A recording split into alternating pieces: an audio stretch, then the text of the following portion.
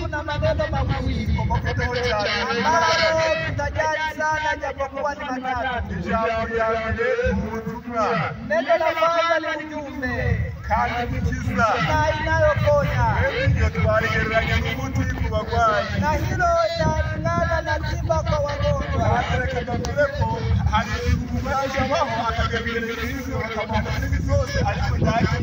Kuna wakati mama anafika mbele ya matibabu na wanampatia dawa zote ila hatapona. Lakini tiba ya habari njema, hakuna maradhi ambayo imeshindwa. Jambo la pili ni kuelewa na kutambua ya kwamba ni tiba ya wakati wote. Hii ujumbe ndiyo ambayo inafananishwa na tiba hiyo. Lakini neno la kuhofisha hadi la kuhuzunisha anapoisema na kulinganisha na jinsi tunasimama kwa leo anakuwa na huzuni.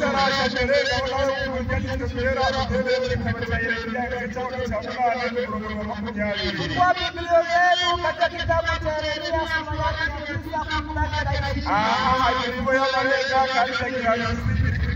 kuna neno la fungo la unabii ambalo linasema 8:20. Kwa Kiswahili mtasoma ni Yeremia 8:20.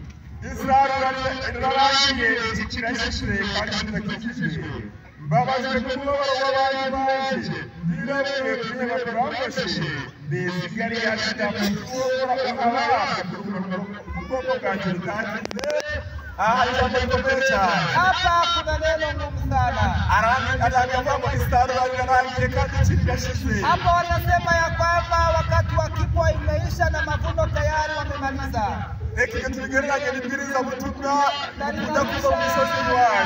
Habari njema ambayo inasemewa ndani ya nyumba za kwetu.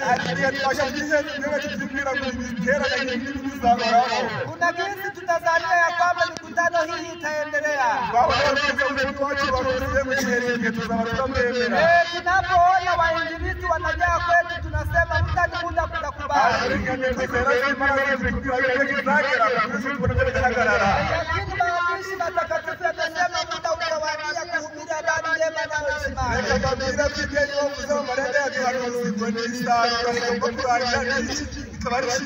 Hii ambayo amesema katika unabii ni wakati wa mavuno ambayo itaisha hadi wakati wa kipwa. Lakini hiyo yote inaisha bila sisi kuona. Jina naendelea kusema nina huzuni kubwa sana. Ninahuzunishwa na huzuni ya watu wangu. Ninahuzunika kabisa, ninaomboleza. Je, Galiadi hakuna tiba? Hakuna tiba ya kuponya iliyopo? Sababu gani kidonda cha watu wangu hakikupona? Na wewe fikiria nafasi hiyo. Kuna vitabu ambavyo tunavisoma mchana na usiku. Na tena habari njema ya kuponya wakati wote inapatikana humo. Lakini mahali ambapo inasomewa tutapatikana na Galiadi kwa wakati wa leo. Dhambi ambazo tunazo moyoni na zinatishwa na vidonda. Wale ambao bado hawajabadilika, ambao wanawapika wakatao usiku. Pia ndani ya kabati wana vitabu ambavyo vimejaa. Watoto ambao bado hawajabadilika, ambao ni wezi wa pesa za baba zao. Pia wanaendelea mbele ya kuingia ndani ya mikutano. abatware babo. Wake ambao bado hawajabadilika, ambao wanaendelea kuwadharau waume zao. Ubwo n'abandi batahindutse bakagenda kurushishira nabo baturanye. Ni wale ambao bado hawajabadilika, ambao hawana uhusiano na majirani zao. Kutera kandi babisiba. Ndani ya mikutano tayari wamo. Iyo ni muhamu zibikereje kuceka kanoni. Ni hii ambao nabii alifikiria ndani ya jicho la nabii Baba huzuni kamshika. abonye yuko itaru alisheri kikabarishije. Alipotazama ya kwamba wakati wa mavuno, wakati wa kipwa imeisha. Akabona yale yaji umudumu hafi umugaba cy'ukigendera. Alipotazama ndani yake japokuwa kiba iliyopo, lakini watu wa Mungu bado hawajatoka. Iyo magambo yasherize neza mutokera amasikitore. Yalishuwahi katika kitabu cha Onyo kwa kanisa lizungumza vizuri. Wale ambao wamesoma vizuri utakuta kwenye gombo la kwanza. Akasema neno ngumu msemalo. Kwa wakati wa leo. Kuna wale ambao wanafariki ndani ya mikutano. Wale wanakuja ndani ya mkutano pia wanarudi nyumbani bila kubadilika. Wanaonyesha kama lango ambalo linazungusha kwenye paka zao. Haya ya kiroho tukiishi hivyo itakuwa ni huzuni. Wale wageni ambao nao wanakuja ndani ya mikutano wanarudi bila kutubu, na itaweza kuwa inahuzunisha. Kwa sababu lengo la Mwenyezi Mungu amepeleka habari njema kufikia wakati wote kusudi watu hatuwezi tukatakia kusanyiko hili tulinganishe na wale watu wa Galeani. Hatuwezi pia tunawatakia mkuu kama wale ambao Ellen White anasema katika kile kitabu.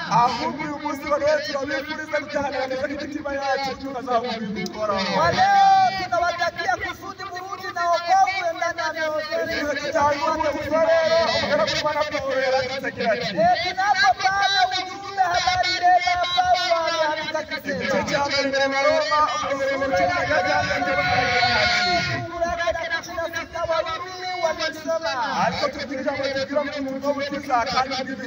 Tunajifunza neno ambalo linasema ujumbe unaoponya pia wakati wote.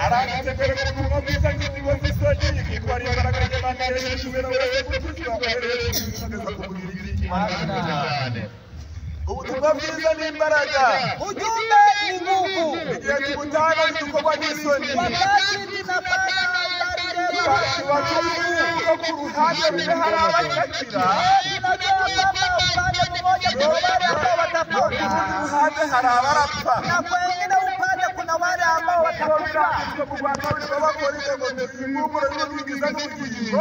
Kwa sababu naandikwa katika kitabu cha Wakorintho eti tuko umri ambao inaleta uzima, pembeni ni harufu ambayo inaleta mauti. Luka imetabiriwa eti Yesu amewekwa kuwa mzee wa mabishano, kusudi Yesu Kristo ndani ya Waisraeli wengi waanguke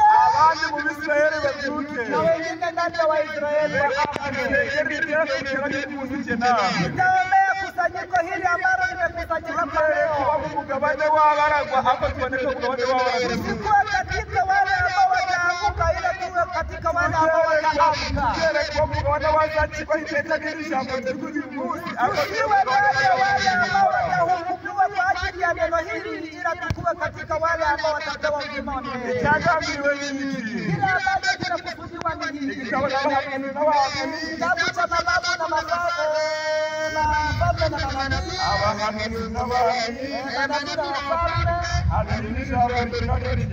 kuna neno lisemalo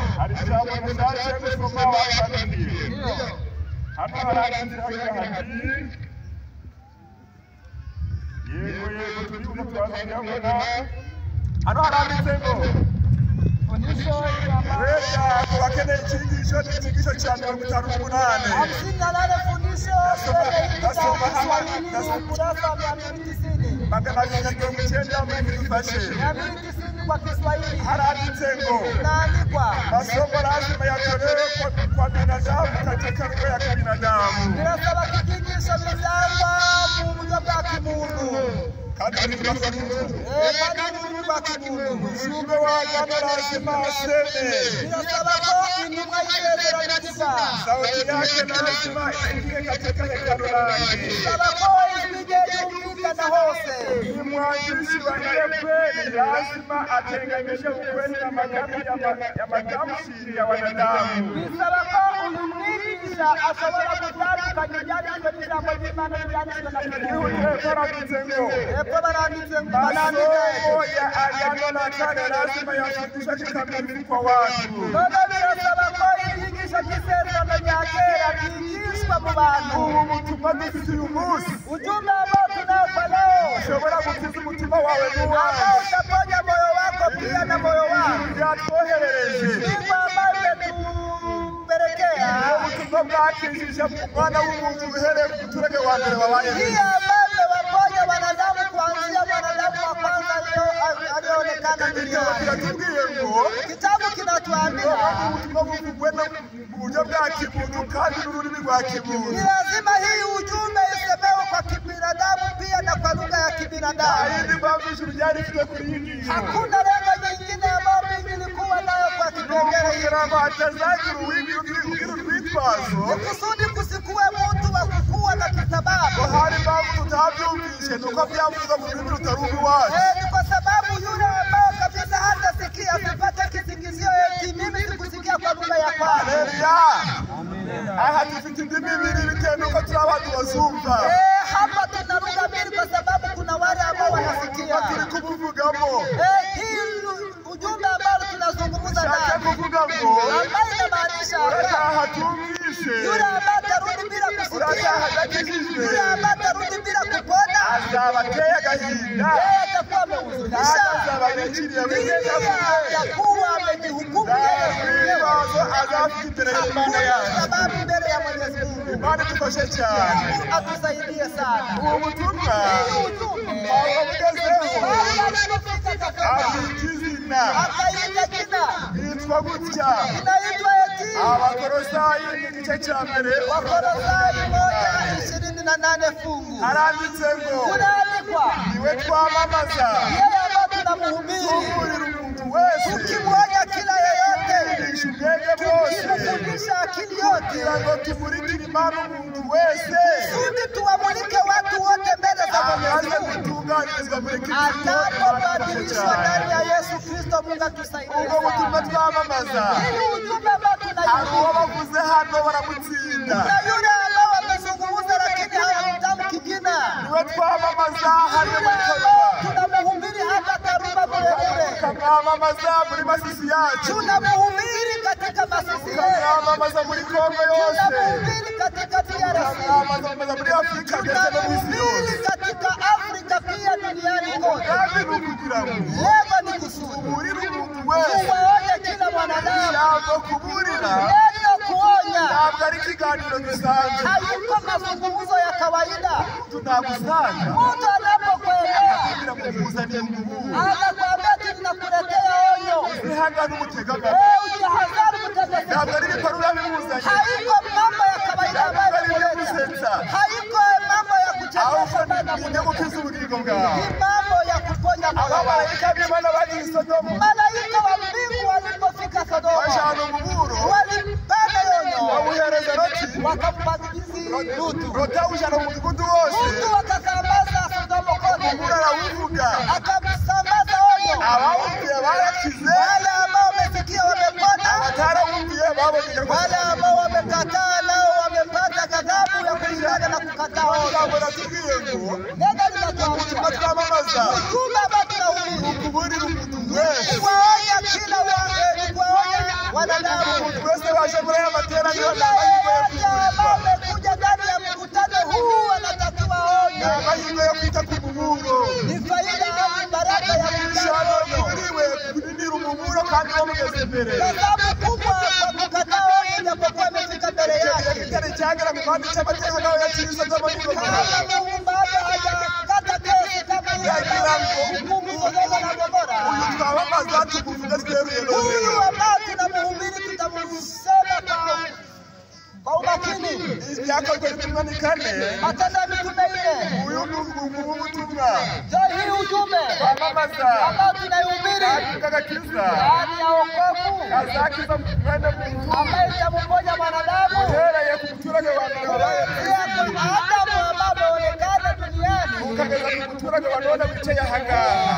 fika kwa mkaaji wa leo ambaye amekaa hapa kwa leo. Reka bitubwire bene y'abagira Tutatuambia hadharani wakisema cyakane ibyakozwe sura ya 4 Matendo ya Mitume waho 11 fungu la 11 wanasema, wanaandika Yesu niwe buye ryahiriwe namwe abubatsi Yesu Kristo ni yeye jiwe ambalo limekataliwa na nyinyi wajenzi, kandi ryahindutse ibikomeza imfuruka lakini imegeuka la jiwe la thamani, gahunda gakiza kabonerwamo na kuna nafasi wokovu ambayo inapatikana, ari ndahindi zina muzi y'ijuru ryahawe abantu sababu chini ya mbingu hakuna jina la thamani ambalo litaokolewa ndani, gukirizwa ngo imana bashesha ambalo litatuokoa.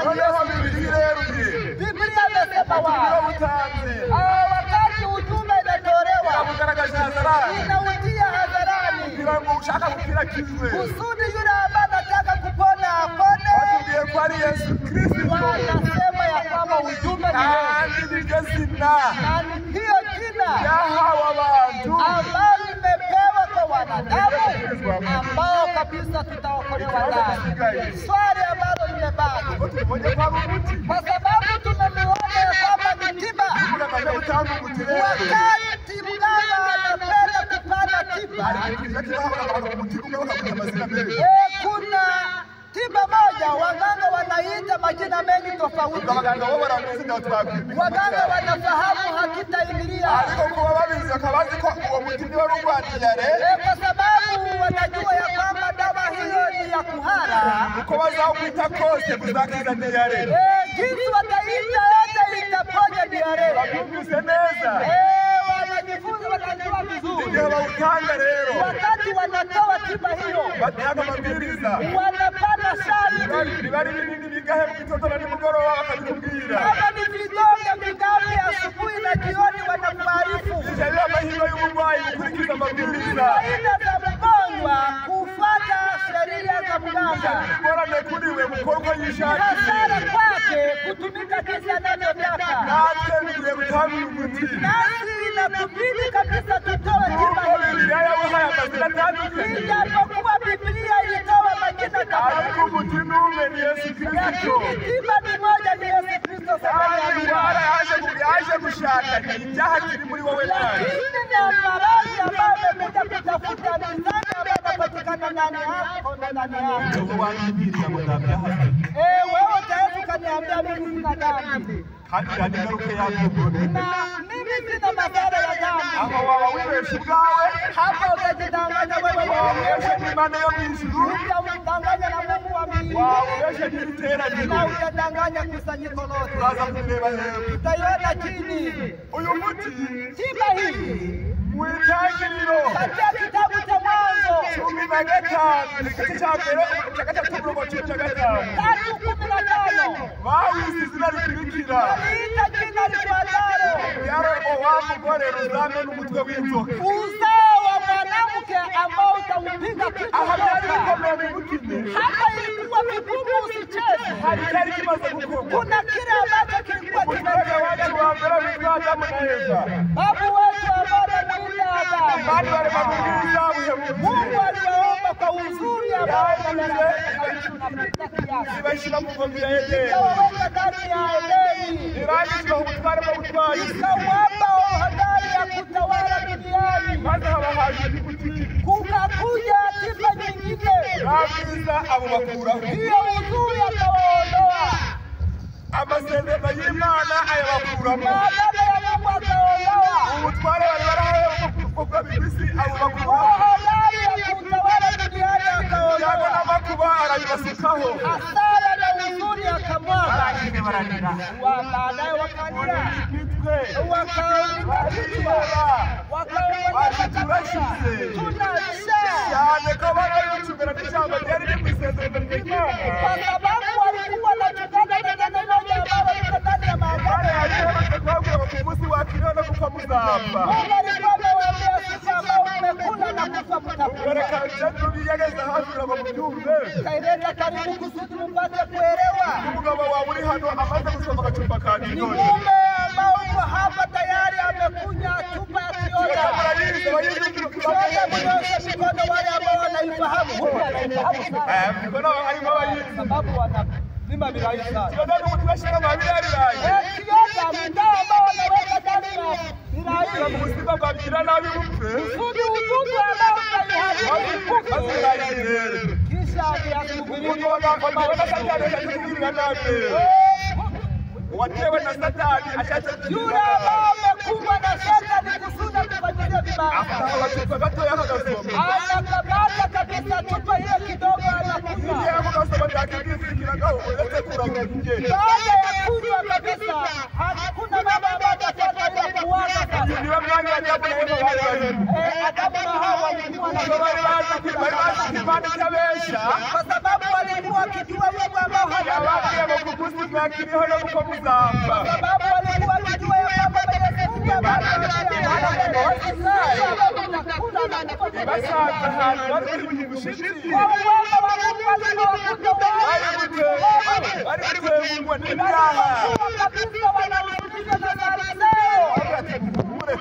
afadhali tu Nuko mwakoze icyaha munarabaye. umetenda ndani Arangera wao wakango akawaambia uyu mugore kwa mwanamke huu zashiruganze hagati ye n'inzoka nitaweka uadui wake na nyoka kandi zashiruganze hagati y'urubyaro rw'inzoka pia katika uzao wake nitaweka uadui agatima kabakagaruka wakarudisha moyo niko ndapfuye nilikuwa najua kwamba nimekufa nzabyara kumbe nitazaa ubwo wabura ko hobura kuzabyara wanaposema ya kwamba utakufa utasema ya kwamba utazaa. yewe ababyeyi Nyinyi wa mama uyu yarakiri n'umugeni huyu kabisa alikuwa na kitali bikira yarafite hakuwa kabisa yaramaze gukora icyaha kinini alikuwa kabisa ametenda dhambi ambayo itauisha. isaha n'umunota agiye kuva Yeye alikuwa anasubiri dakika ya kukufa tu basi baada y'umuntu bwinshi kwa wema wa Mungu. uzanye bwo kuzabyara Yeye ujumbe tutazaa mama kandi nurangiza kubyara baada ya uwo mwana kuzaa uzabyara ntuzamenya gace k'inzoka iguhemukiye yule ambaye atakupiga kichwa ya nyoka hii ambaye inzoka yari imukuye mu bwiza nyoka alikuwa ameondoa urembo, imukuyeho ubudahangarwa alikuwa kabisa amemuondolea uhodari yari wake, imukuyeho ubutwari bwo gutwara isi alikuwa kabisa amemuondolea usalama kutawala ulimwengu na mambo maze mengi. umuretaha mu mitima yabo Faraja ikaingia moyoni mwao ko bazabyara kwa sababu walikuwa wakisikia kwamba wamemzaa yule ambaye atakupiga kichwa hicho. kugira ngo warumuzwe ni Kristo Kitabu kinasema ya kwamba yule ambaye amesema ni Kristo. Sera yo masezerano kwa Adamu na Eva Kukubali agano hilo kwa Adamu na Hawa. batera ibyiringiro Hii ambayo inaletea baraka. Yesu azamira ku musaraba uzabahesha ubugingo buhoraho nabo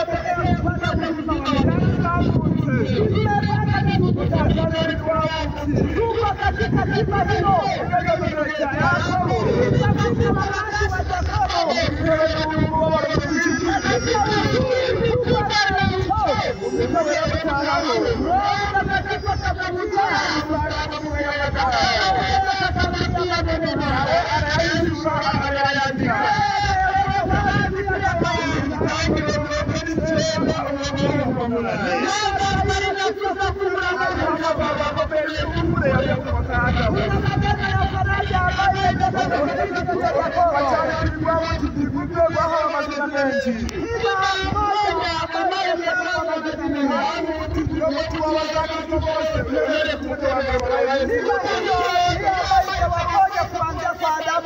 Yesu arudi. Mvuga y'umukiro avuze iki Nasema ya kiroho inazungumza. Yuda bene so bazagushima ukuboko kwawe kuzaba kw'ijoro ry'abanzi bawe bene so bazakubita imbere Yuda ni icyana cy'imbere uzamera urazamutse mwana wanjye uvuye mu muhigo yunamye amumenye imbere kandi yizere y'ingore ninde wayibura inkoni y'ubwami yizava kuri Yuda inkoni y'ubutware yizava hagati y'ibirenge bye nyirayataraza Imana idufashe cyane amina.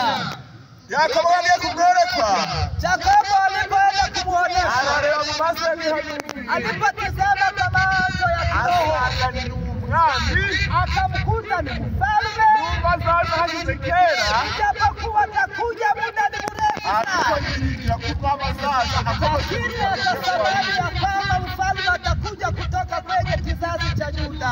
Yakobo warakoze ibyaha byinshi Yakobo ambaye alikuwa ametenda dhambi nyingi uzavukira mu mwana we Yuda kuamini yule ambaye atazaliwa ndani ya mtoto wake akavuka ari umwami afite n'ingoni y'ubutware tena anazaliwa akiwa mfalme pia akiwa na fimbo ya kifalme. ibyo byiringiro byamukijije kandi bizamuhesha ubugingo buhoraho Hiyo ambayo matumaini iliyomuponya na ikasababisha apate uzima wa Imana idufashe cyane Mungu atusaidie sana. ikaja mu gitabo cyitwa kubara Inapofika katika kitabu cha Hesabu 24 umurongo 14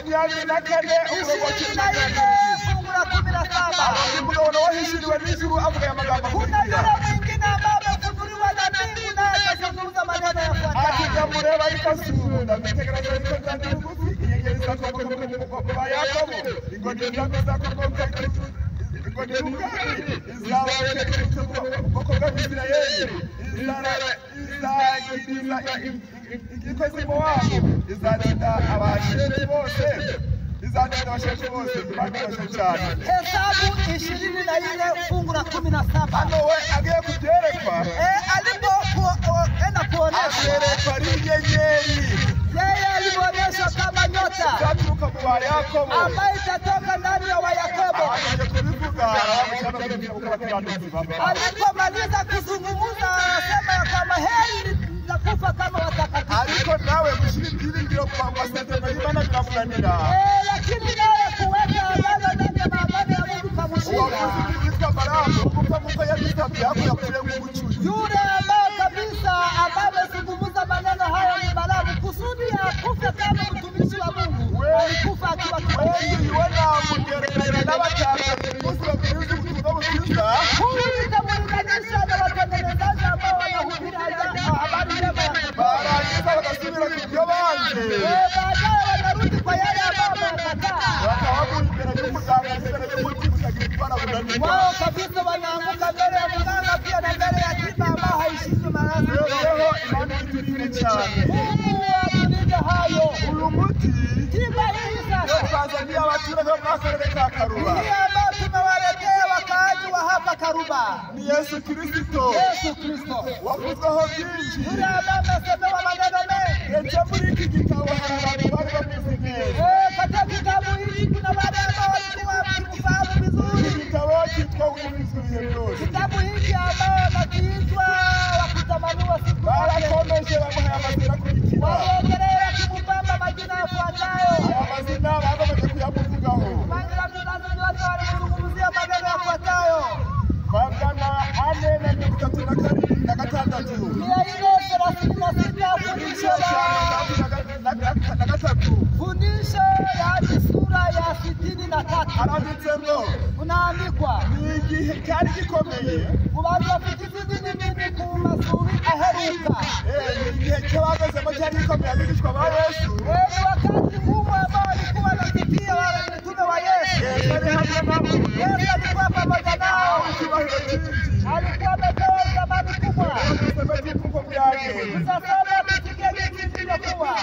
haranditse hagira hati Kunaandikwa akisema safara uko karibia kushuka mlima wa Mizeituni ndeko kama ilivyokuwa mzazi wa Yono unakabiliwa na wakuu wane waliherekejwe n'abayobozi cyangwa basanganye n'abakuru b'Abayuda wanawauliza kuhusu sababu ya kelele zile bababazaga ku bijyanye n'ubwo ruyombo bumvaga. walipouliza kwamba ni nani huyu Ubwo babazaga ngo uyu ninde, wanafunzi wakiwa wamejawa na roho ya uvuvio noneho intumwa zuzuye imbaraga y'umwuka wera wanajibu swali hilo basubiza icyo kibazo bati kwa nguvu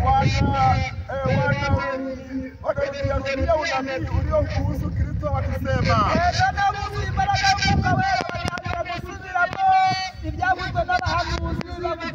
Adamu atakwambia kwamba ni uzao wa mwanamke ambao utaponda kichwa cha nyoka. Adamu azakubwira ko ari urubyaro rw'umugore ruzakomeretsa agatwe k'inzoka. Uzeni Ibrahimu atakwambia kuwa ni Melkisedeki mfalme wa Salemu mfalme wa amani. Ubaze Aburahamu nawe arakubwira ko ni umwami Melkisedeki umwami w'amahoro. Yakobo atakwambia kwamba huyu ni Shilo wa kabila la Yuda. Yale mjambo wa Yuda.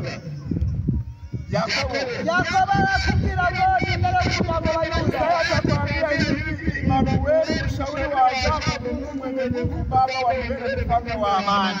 Arakubwira ngo ni umwami w'amahoro umwami umujyanama nuko barakomeza Isirayeli. Yeremia atakwambia kwamba tawi la Daudi Bwana ni haki yetu. Yeremia arakubwira ngo ishami rya Dawidi Uwiteka gukiranuka kwake. Danieli atakwambia kwamba yeye ni Masihi.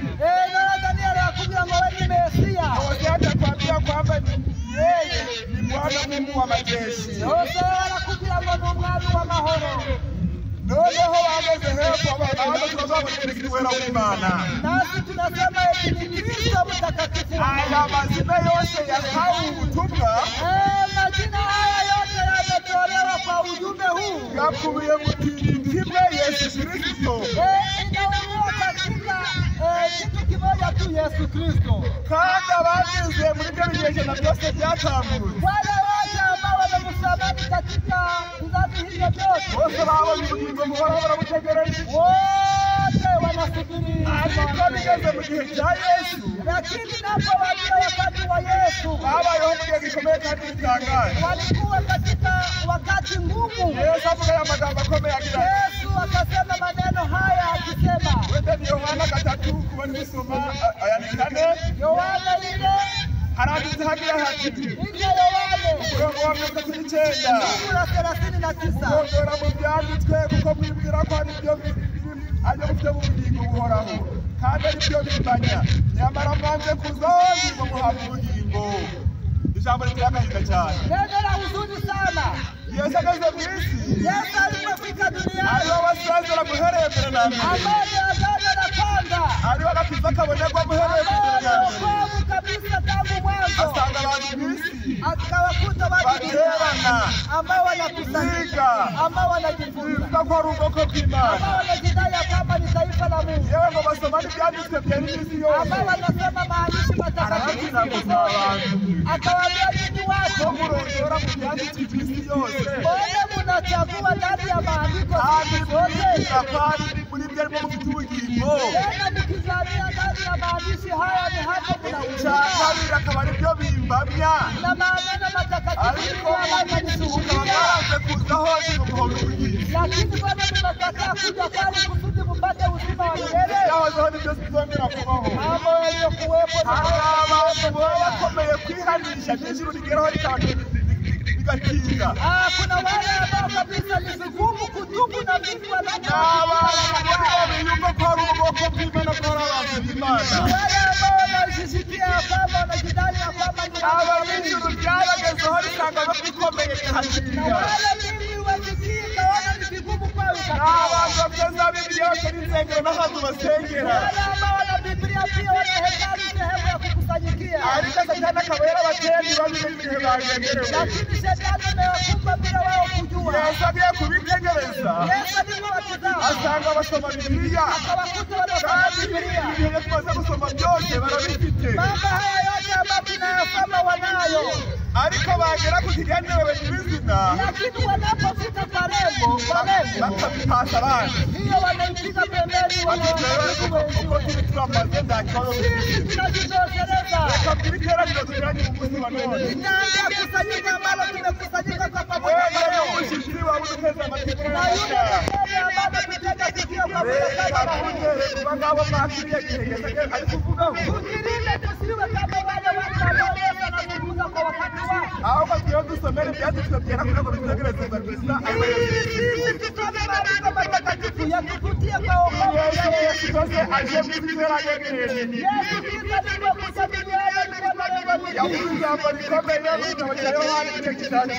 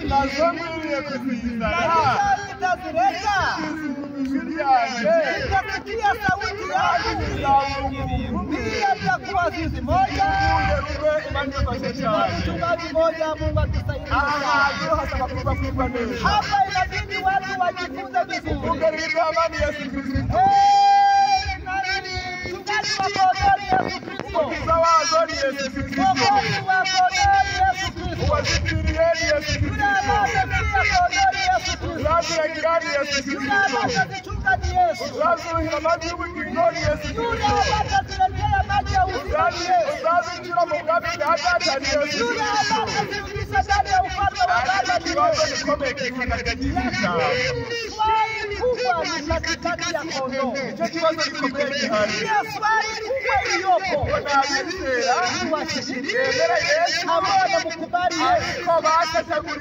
Lakini wamekawanya lengo la habari njema. Yesu anasema hivi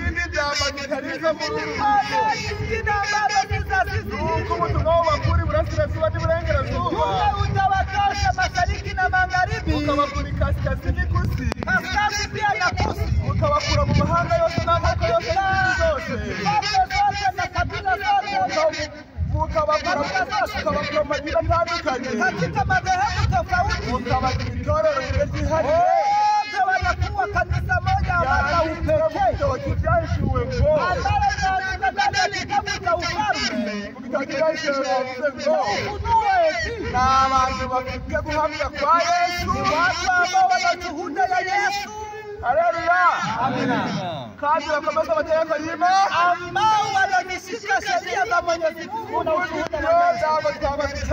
Tunapozungumza hayo sisi hatujapiga hayo na mabwiriza z'ikigego gihereza abaturage batuye mu hiyo ni sharti ambazo Mungu ametupelekea kugira ngo abantu bumve dushobora gukoresha mu buzima bwabo. Ili watu wapate kuelewa hizi tiba hii, watu wataitengeneza na kuitolea kwa watu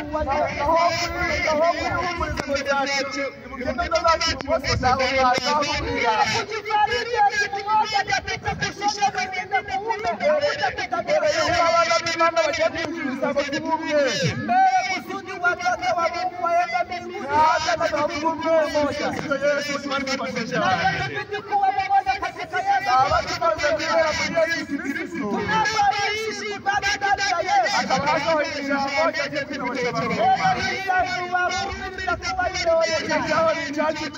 Sura ya 10 kunaandikwa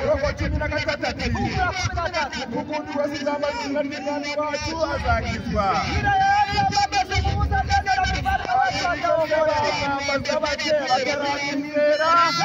Watamusema sikiti bila kumwamini, kazi wagendera bake batarayumva, wataamini bila kumsikia, barumva bake batabwiriwe, na watasikiaje bila kuwahubiri, barumva bake batabwiriwe, watahubirije bila kupelekwa. Mungu byanditse ngo mbegu bigenga by'abavuga bwiza cyane.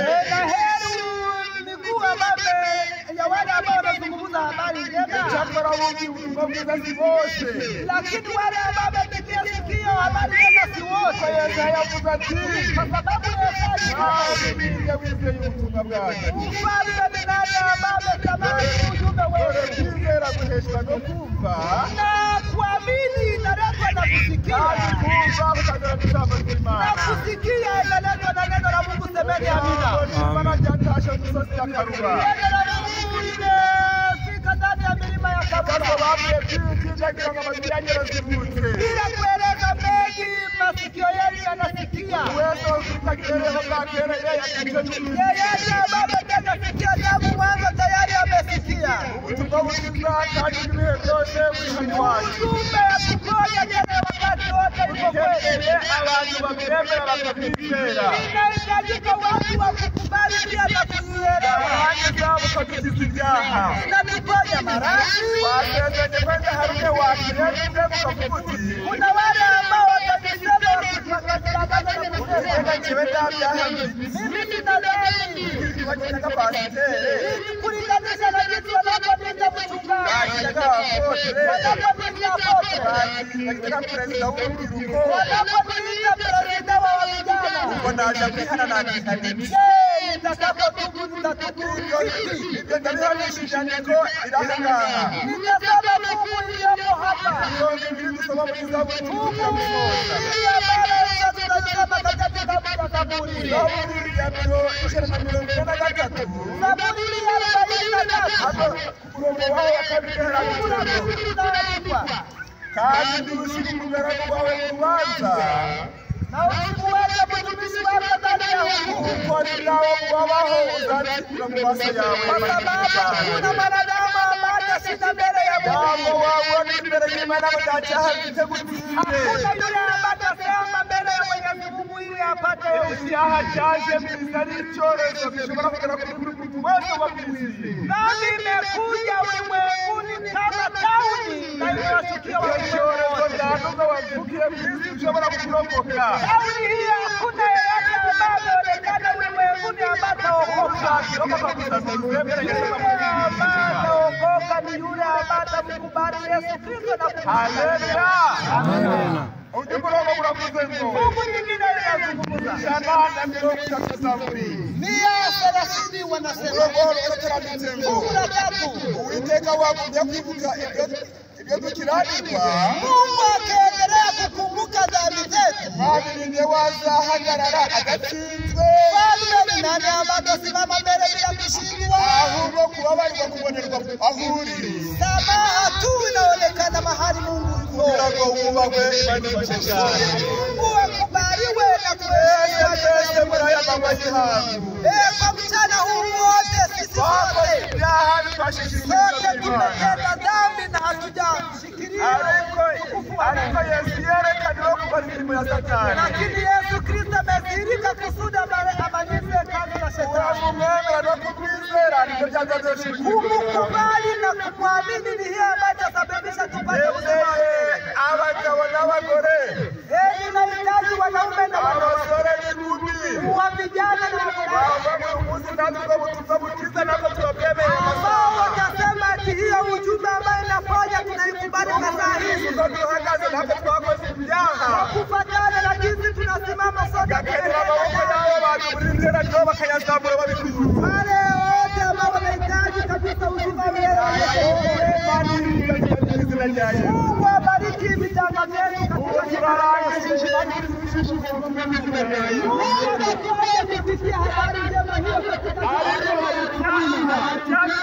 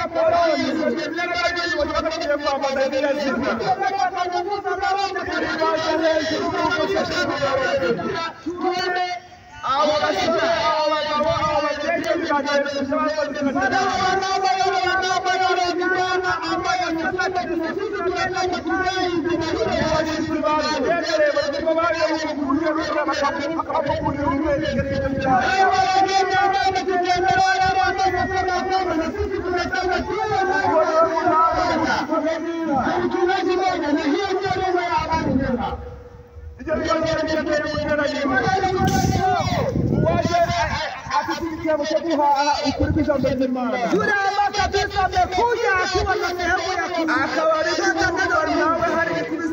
na yeye kabisa nasikia kuna kile ambacho itangaza ryaje namaze kubatizwa naye aje hapa mbele tuambatane kwa kudai jina hilo nawe yabonye bukera akadushima Imana hata we mmoja tutamshukuru Mwenyezi Mungu arihe yuko wapi arihe wageni ambao mmetembelea reka dutanga umuhamya dukoresheje kugurira indirimbo tutapata shuhuda tukiimba nyimbo hii ko na Yesu ageze ku isi na Yesu alipofika duniani ngo yihanishe umuntu byaramugoye igitabo cya Yesaya alisoma katika kitabu cha Isaya 66 66 haranditse hagira hati unaandikwa umurongo ni wa 4 fungu la 4 haranditse ngo unaandikwa none nanjye nzabateraniriza ibibashukashuka mbateze ibitera ubwoba kuko ubwo nahamagaraga ari n'abanyitabye igihe navugaga ntibumvise ahubwo bakoraga ibyo nanze bagahita bitanezeza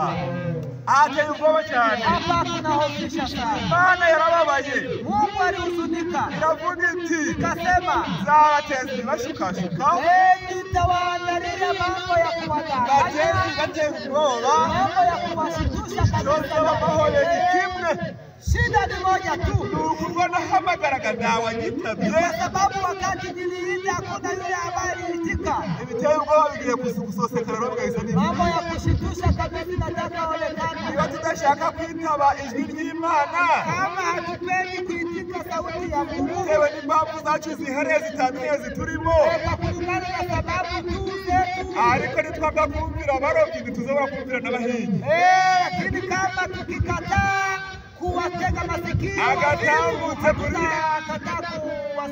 wale wakuwadanganya agatambutse muri misozi y'iwacu mu gihe gisize murakibuka wale ambao kamepita ndani ya milima zetu tayari yagira ngo wamesikia dawo muri twe wari wabyibagirwa hakuna yeyote wa hapa kwetu ambao tayari ibyo amesema byaba ari Imana yabize none twiyongera se bizacu biki je Mungu akiongeza kabisa itakuwaje twajya ijambo nawe mwese jambo yote reka dushime Imana bateraniye hano ngoja tumshukuru Mungu wale ambao wanakusajikia hapa ni message muno magaze hano nimeona message kwa nilikuwa nisimama hapa ngo ikadasomwa muri kampu miti kadasoma kwenye kampu miti wamaze kuboneka abantu 160 bihaye Imana ameonekana watu 1060 ngaba hano 160 160 abo nababonetse ni wale ambao wameonekana mu bihe turimo kwa wakati ambao tunaishi umwigisha arigishije pia Kasheberi nyuma ya kampu miti kifundisho la pili kunaonekana watu 24 amena ubwo 24 ndio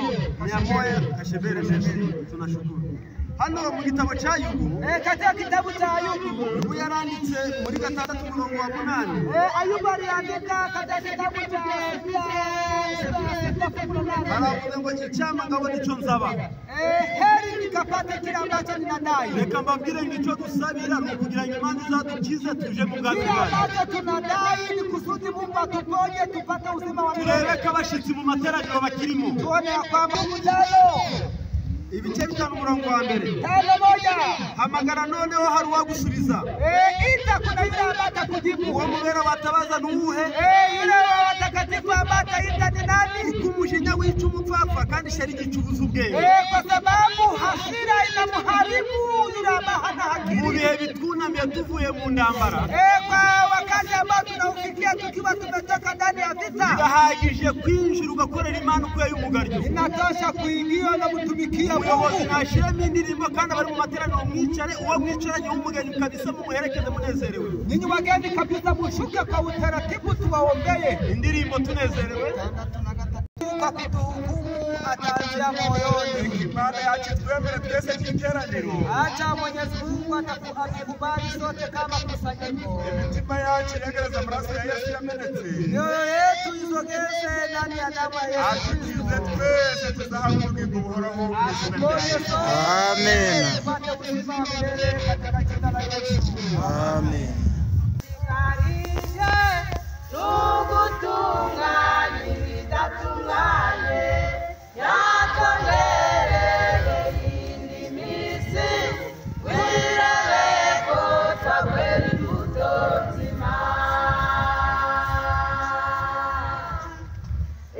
Ichimana ya kushikari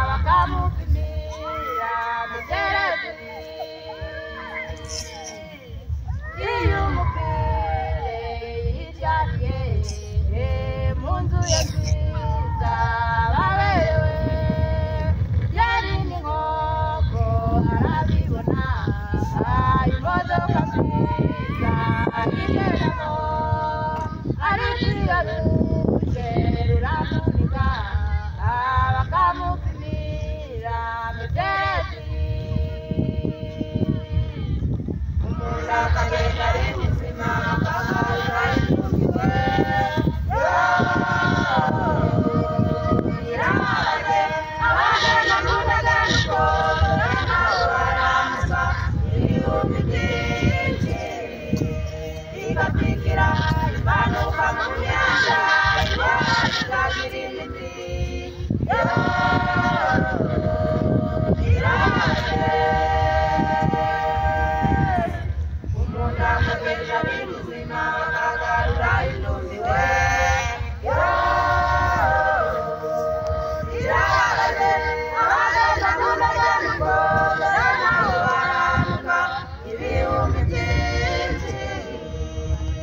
irakingira imanuka mu myanda indwara zitagira imiti